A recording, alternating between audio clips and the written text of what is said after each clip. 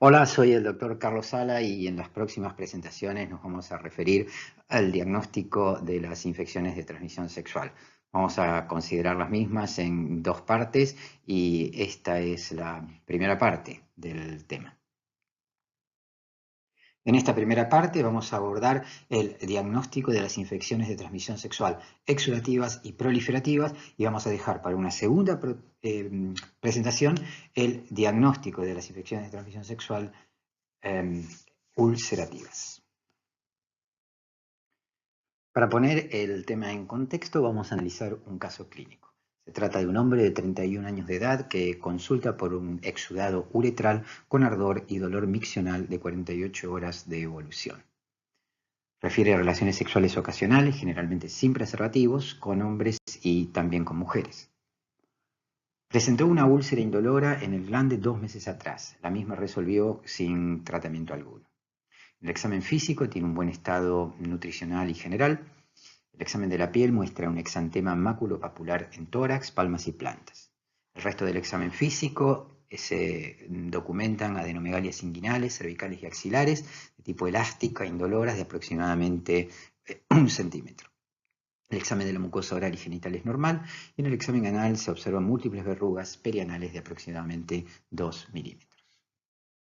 Para el análisis secuencial del caso, resaltamos en amarillo el texto con los signos y síntomas significativos y en gris los datos epidemiológicos de importancia. En resumen, nuestro paciente presenta epidemiología para una o varias infecciones de transmisión sexual que, según la clasificación presentada en el seminario correspondiente, son compatibles con una enfermedad exudativa, ulcerativa y o proliferativa. La consulta de un hombre sexualmente activo con un exudado uretral y disuria de 48 horas de evolución sugiere un diagnóstico de uretritis por un agente infeccioso de transmisión sexual. En este caso, entonces, el inicio de su evaluación consistiría en realizar un GRAM y un GIEMSA del exudado uretral. En el caso que se tratase de una mujer, además de la muestra de uretra, es frecuente que el exudado se acompañe de un compromiso vaginal y cervical, por lo cual la toma de la muestra se puede ampliar a estas dos áreas del aparato genital. Es posible que al momento de la consulta el exudado no sea visible o no esté presente y en este caso la presencia de polimorfonucleares en un primer chorro de orina, tanto en el hombre como en la mujer, es sugestiva de un diagnóstico de uretritis si los síntomas están presentes. Los agentes etiológicos a investigar van a ser los siguientes: Neisseria gonorrhoeae, Chlamydia trachomatis, Trichomona vaginalis y Mycoplasma genitalium. Como parte del abordaje integral del paciente, es necesario recordar que deben investigarse otros agentes de transmisión sexual que también pueden contraerse simultáneamente o pueden haberse contraído previamente en los pacientes que consultan por estas afecciones. Los mismos incluyen, pero no están limitados, a la sífilis, la hepatitis B, la hepatitis C y el virus de la inmunodeficiencia humana. Iniciamos la investigación de Neisseria gonorrhoeae o gonococo con una toma adecuada de la muestra. Según el cuadro clínico que presenta el paciente en estudio, el gonococo puede aislarse de diferentes áreas anatómicas. Por ejemplo, exudado uretral, que es el caso clínico que nos ocupa. En el caso de una mujer, el exudado cervical o el exudado vaginal, el cual puede ser tomado por el médico, enfermera, técnico o también por la propia paciente.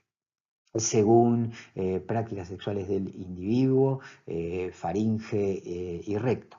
En el caso de los neonatos que nacen a través del canal del parto de una mujer que presenta Neisseria gonorrhoeae, puede aislarse la bacteria de la conjuntiva, la cual en oportunidades da lugar a un cuadro conocido como oftalmia neonatorum, que es bastante serio para el ojo del recién nacido. Neisseria gonorrhoeae puede aislarse de sangre a través de hemocultivo, ya que la bacteria tiene la propiedad de producir bacteriemia a partir de el tracto genital. Infrecuentemente, como consecuencia de la bacteriemia, puede colonizarse una válvula cardíaca, dando lugar a una endocarditis, más frecuentemente de la válvula aórtica. En otras oportunidades puede haber una siembra de articulaciones, siendo las articulaciones de las rodillas las que se comprometen con mayor frecuencia, e inclusive podemos ver manifestaciones cutáneas como consecuencia de la bacteriemia. En todas estas localizaciones es posible aislar la bacteria. Neisseria gonorrhoeae puede alcanzar el peritoneo pelviano por vía ascendente a través del tracto genital inferior femenino. Para acceder al peritoneo pelviano se puede hacer una punción del fondo de saco de Douglas para obtener la muestra. Generalmente este cuadro, que se conoce como pelviperitonitis o enfermedad inflamatoria pelviana, se acompaña de infección del endometrio y o trompas de falopio. Obtener la muestra de endometrio o trompas de falopio implica utilizar técnicas de diagnóstico invasivo, en la cual se obtiene una muestra por raspado de tejido endometrial, o a través de laparoscopía se puede hacer una punción de una trompa para rescatar una muestra de estudio.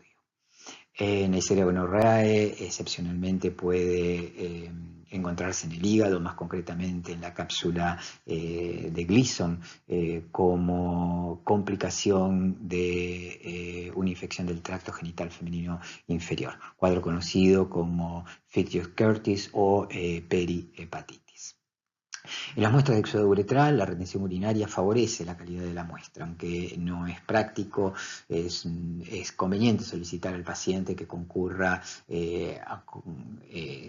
con retención urinaria para tomar la muestra. La técnica para obtener la misma, en el caso de que no haya un exudado visible, consiste en introducir el hisopo por el meato urinario hasta 1 o 2 centímetros y rotarlo para que el hisopo se impregne con el exudado. Un procedimiento similar puede utilizarse en la mujer, aunque la uretritis en los pacientes de sexo femenino suele estar acompañada por flujo vaginal o cervicitis, lo cual facilita la toma de la muestra. Obviamente, en muestras de exudado cervical es preciso poner un espéculo e introducir el hisopo a través del orificio cervical externo. Una vez obtenida la muestra, la observación con el microscopio óptico de una tinción de Gram permite observar diplococos Gram negativos de localización intra y extracelular. Para su cultivo se utilizan en medios especiales por las exigencias nutricionales de las neisserias patógenas, como así también para inhibir el desarrollo de la flora acompañante que se obtiene al hisopar las mucosas. Uno de estos medios se conoce como el Thayer-Martin, que además de ser un medio enriquecido, incluye antibióticos y antifúngicos para inhibir el desarrollo de otras bacterias y de la cándida, que es flora habitual en las mucosas genitales y podría contaminar el cultivo.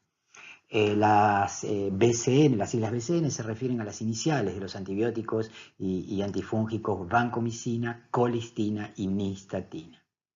Con este medio se obtienen antes de 48 horas en una atmósfera de CO2 al 5% y a 37 grados, colonias opacas, grisáceas y convexas de 1 a 4 milímetros de diámetro. La confirmación de los aislamientos se puede realizar por pruebas bioquímicas o moleculares.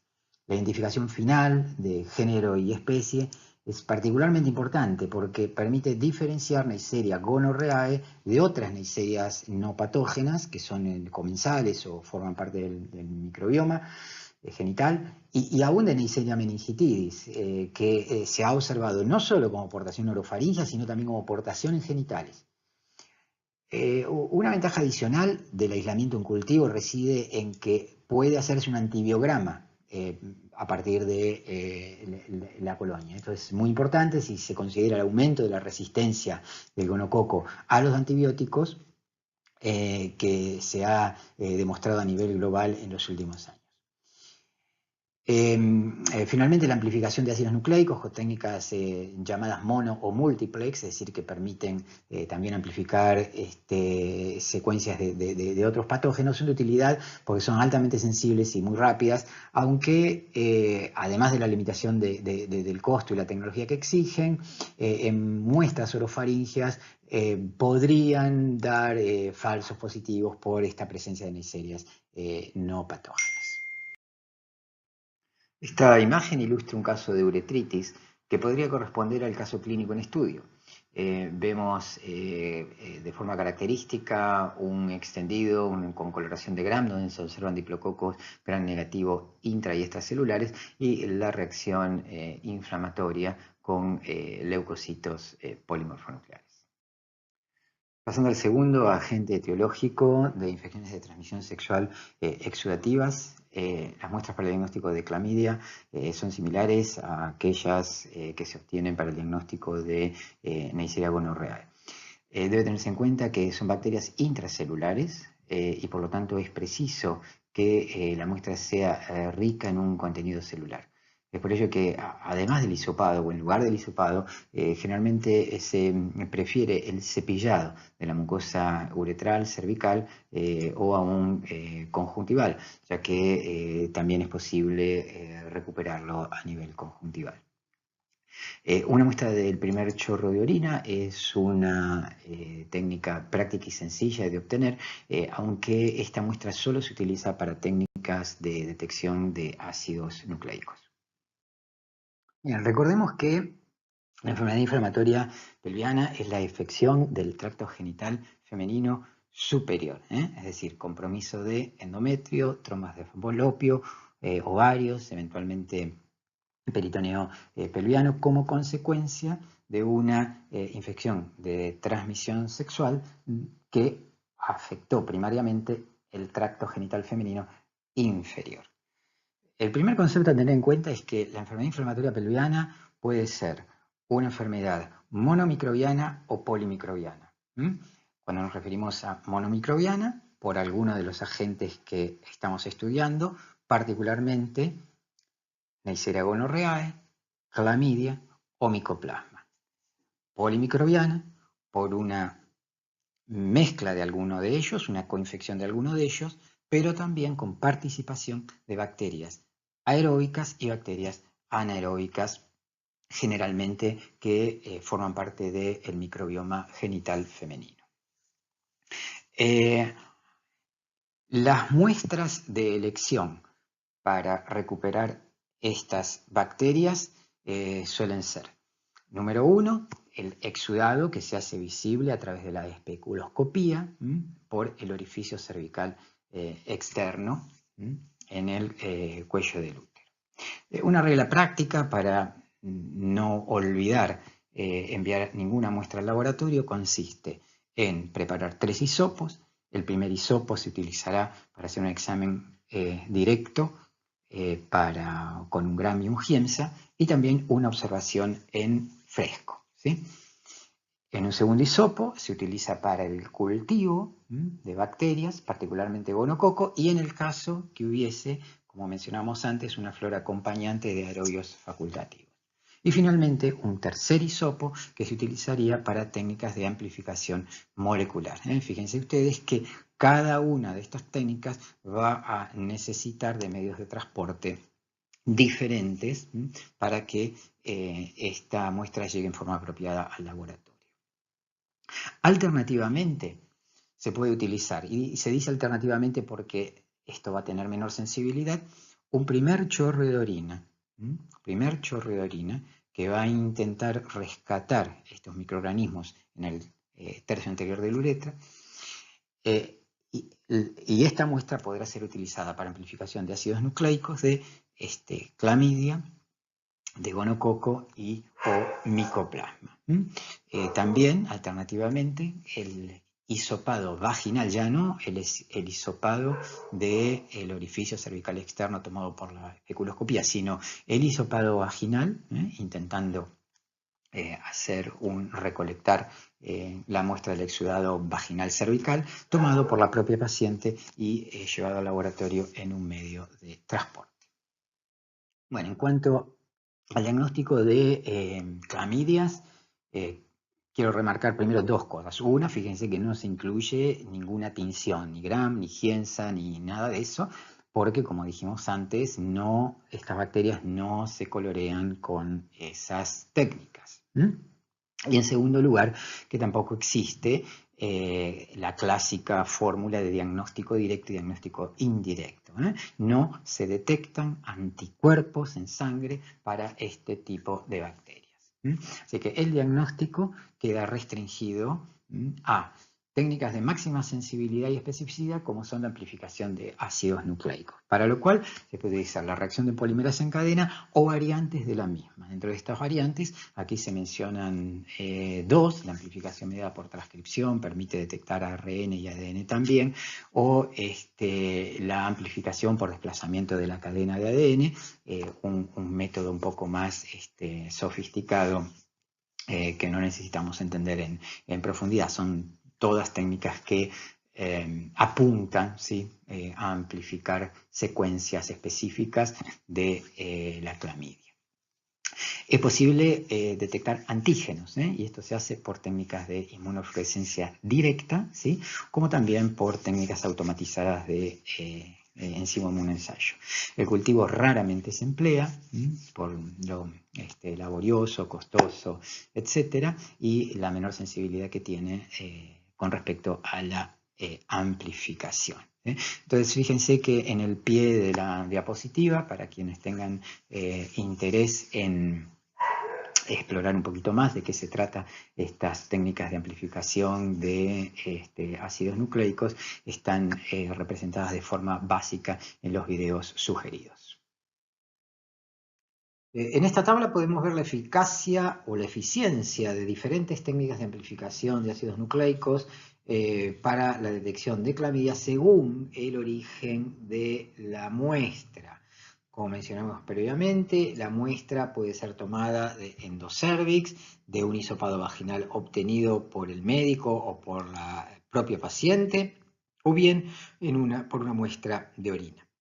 La sensibilidad de las diferentes técnicas, como amplificación mediada por transcripción, PCR, amplificación con desplazamiento de cadena de ADN, ofrecen sensibilidades superiores al 80%, quizá con la excepción de la muestra de orina. Todas tienen un alto valor predictivo positivo, indicando la verdadera eficacia para confirmar el diagnóstico en la persona afectada. Bueno, y este dibujo ilustra la carrera en el desarrollo de diferentes técnicas moleculares para alcanzar un estándar de cuidado que permita la máxima eficacia en el diagnóstico de este tipo de infecciones. Vemos que casi liderado por la PCR, pero muchas otras técnicas también aproximándose a esta eficacia para el diagnóstico. El diagnóstico de Mycoplasma genitalium se basa en técnicas directas. Sin embargo, el cultivo del mismo es laborioso y lento, motivo por el cual no se utiliza en la práctica clínica. Hay diferentes técnicas de amplificación de ácidos nucleicos para el diagnóstico. Algunas de ellas permiten detectar no solo secuencias específicas de la bacteria, sino también mutaciones que confieren resistencia a los antibióticos. Algunas otras, como las que están aquí en este recuadro, permiten detectar micoplasma y otros microorganismos acompañantes, como en este caso Trichomonas vaginalis, Neisseria gonorrhea, etc. Son test que se disponen comercialmente en los laboratorios, llamados multiplex o de amplificación multiplex. El cuarto agente que podemos relacionar a una uretritis, cervicitis o simplemente flujo vaginal patológico es la Trichomonas vaginalis. Trichomonas vaginalis es un protozoario flagelado que puede visualizarse en una muestra de flujo vaginal, sedimento de orina recién emitida o una muestra de esperma. La morfología y motilidad característica de Trichomonas vaginalis permite su diagnóstico por microscopía óptica. Cuando el diagnóstico in situ no es posible, existen técnicas comerciales de amplificación de ácidos nucleicos, como la amplificación mediada por transcripción, que permite detectar la presencia de Trichomonas vaginalis en hisopados vaginales tomados por la misma paciente o una muestra de orina. La sensibilidad de estas técnicas obviamente son muy superiores a las que se obtienen con la microscopía óptica.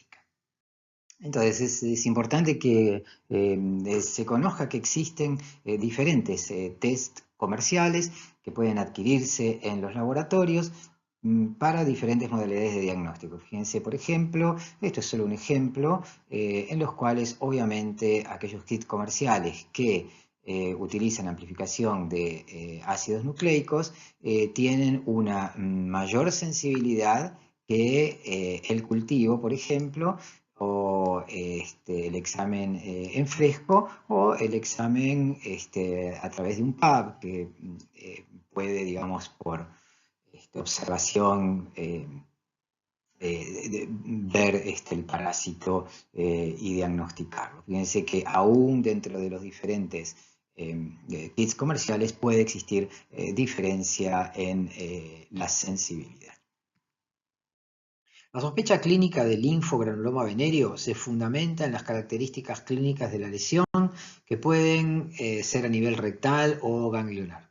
A nivel rectal es orientador un cuadro de proctitis que se acompaña de hematoquesia, dolor al defecar o mantener relaciones sexuales anales. Las adenopatías del linfogranuloma venéreo suelen ser inflamatorias y se extienden a nivel inguinal y femoral, por arriba y por debajo de la llamada arcada de Pupar.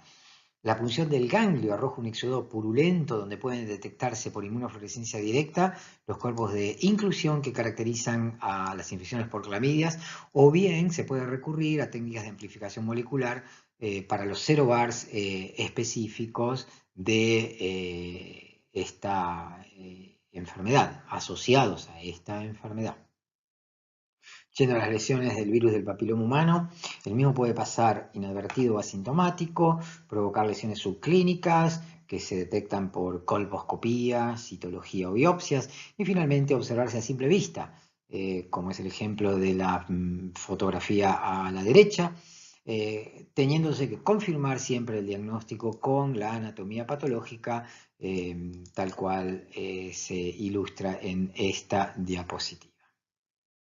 La detección del virus del papiloma humano puede hacerse con criterio de screening de la infección o en el contexto del diagnóstico de una lesión premaligna o maligna.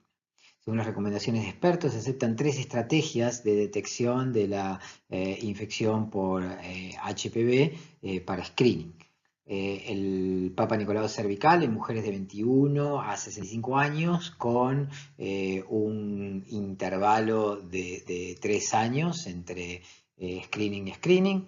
La detección del HPV en mujeres de 30 a 65 años con intervalos de 5 años entre cada uno de los estudios. Y en este segmento se tiene en consideración el porcentaje de infecciones persistente en mujeres menores de 30 años.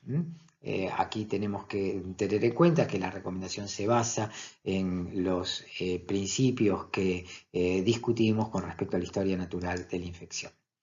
El término cotesteo implica utilizar ambas técnicas, la citología más la detección del genoma del HPV, también en mujeres entre 30 y 65 años, y esta estrategia se lleva a cabo cada 5 años. Las situaciones especiales incluyen el PAP anal en mujeres HIV positivas con antecedentes de lesiones premalignas o hombres que tienen sexo con hombres o antecedentes de condilomas anogenitales. Existen un número de pruebas para detección de ADN. Volviendo al caso clínico, recordamos que se trata de un paciente joven que se presenta con un exudado uretral, antecedentes de una úlcera y presencia de un exantema que afecta palmas y plantas. El examen físico demostró la presencia de adenopatías y verrugas perianales. Bien, entonces repasemos los resultados parciales y los diagnósticos que vamos obteniendo en el desarrollo de este caso clínico. Tomamos un exudado uretral, practicamos sobre él un Gram y un Giemsa que demostró abundantes polimorfonucleares, pero no observamos bacterias intra ni extracelulares, ¿sí? Que eran las características de la Neisseria gonorrhoeae, ¿sí? Recuerden que en este primer análisis estamos considerando las ITS, infecciones de transmisión sexual, exudativas y proliferativas. Esa muestra la enviamos al cultivo, ¿sí? Siempre tenemos que recordar que si el individuo tomó algún antibiótico antes de entregar la muestra, antes de que se tome la muestra, existe la posibilidad que se reduzca la carga bacteriana, con lo cual uno no la puede observar al microscopio óptico, pero puede recuperarla en el cultivo. En este caso, el cultivo del exudado uretral en los medios nutritivos que describimos para optimizar el desarrollo fue también negativo a las 72 horas. También, digamos, en consonancia con los hábitos sexuales del paciente bajo estudio, se realizó un cultivo de un hisopado orofaringio y un hisopado rectal, los cuales ambos fueron negativos. Sin embargo, cuando se utilizaron pruebas de amplificación molecular para clamidias y micoplasmas del exudado uretral y del recto, los resultados fueron positivos para clamidias en ambas muestras, ¿sí? Fíjense que en el caso del exudado uretral era obvia la sintomatología, mientras que si bien el paciente no refería síntomas a nivel rectal, es posible y fue posible detectar una clamidia a través de una muestra del hisopado rectal. Hasta aquí los resultados que nos informó el laboratorio. Tenemos pendiente un test treponémico con la técnica de ELISA para Treponema pallidum y un test no treponémico que es en este caso la BDRL, como así también serologías específicas IgG e IgM para herpes simples de tipo 1 y tipo 2.